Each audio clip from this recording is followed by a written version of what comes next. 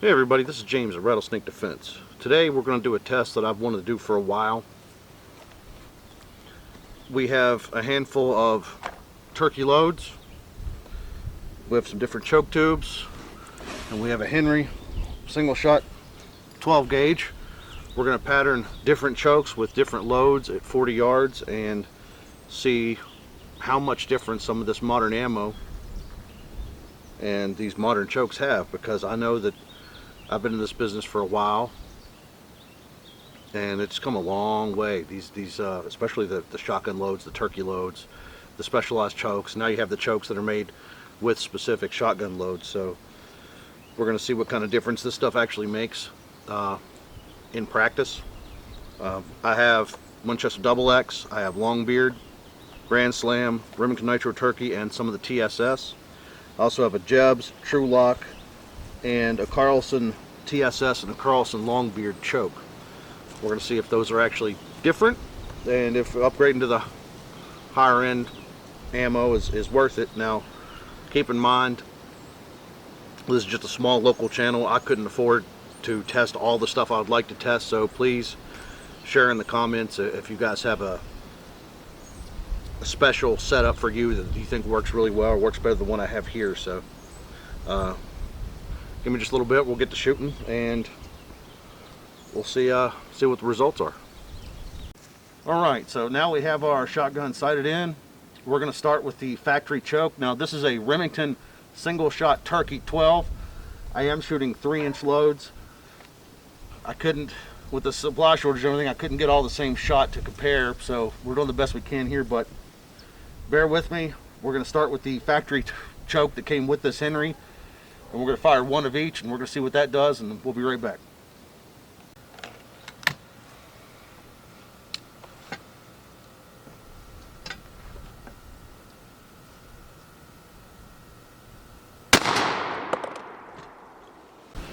Alright, so we just finished all of our shots with the factory Henry tube.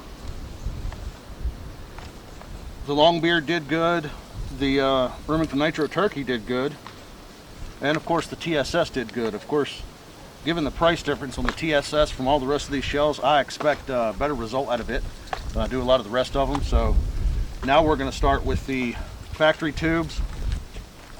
We're going to go with the Longbeard Carlson Turkey, and then we'll fire 5 shots with that and we'll check that out too.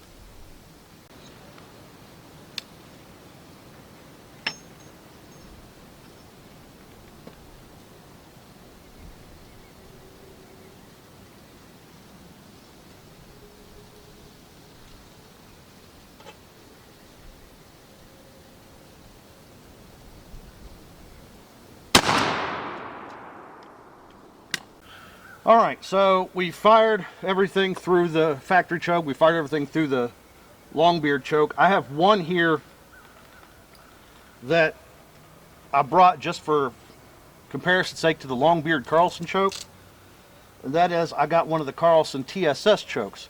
My question being, is the TSS choke going to make a significant difference over the Longbeard choke with the TSS shells? So bear with me one second, and we're going to take a look and see if we think that it makes that much of a difference having your choke the same brand and type, and you know, the choke essentially is made for the shell you're shooting. So without any further rambling, let's see what we can do here.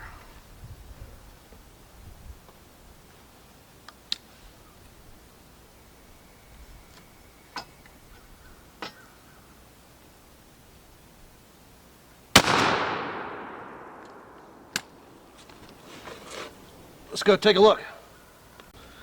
So on our little sub test inside of a test, this is the Longbeard choke with the TSS. This is the TSS choke with the TSS just from Carlson. The Longbeard, it's interesting, there's a few clumps of shot together, but overall I gotta say the TSS choke with the TSS shells gave a much more consistent pattern at the same range. So I'm gonna have to call this one. You know, if you're a Carlson guy and you're shooting the TSS shells, you definitely want to use the TSS Carlson choke. If you're a Longbeard guy and you're shooting Carlson, definitely use the Longbeard choke. So that's one of the things I came out here to answer. Now we'll get to the higher end chokes and the higher end shells and see if it's worth paying extra money for a more expensive choke. Alright, so this is our Jeb Headhunter choke. This is the most expensive one I brought out here. These run about $80. We're going to see if how it stacks up to the cheaper Carlson and of course the factory Henry choke. So shoot a couple shots to this and see what that does. Bear with me.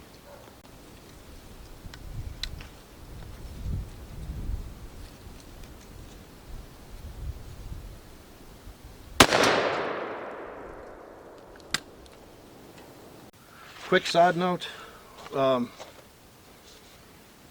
this is the Federal. This is the Remington. The Federal does not seem to like that Jeb's choke, so now we're going to see what the Longbeard and the TSS have to say about it. So let's try again. So just for the record, this is the $80 choke with the $69 box of TSS shells for 5 shots. If money is the biggest factor here and you get what you pay for, then this should be the best group I shoot all day. Let's see what happens.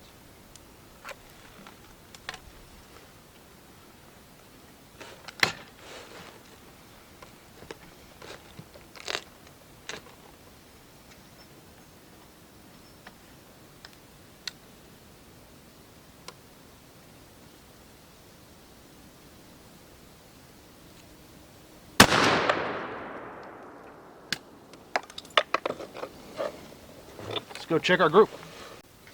Alright everybody, we fired a lot. I have a lot of targets out here in front of me. We went through all the data and everything, and if you want to know what the conclusion is, which is the reason I wanted to do this test, to see where your money is better spent. Are you better off to spend the money on the shells or the choke tube, or does it even matter? Well, I can tell you, number one, it matters.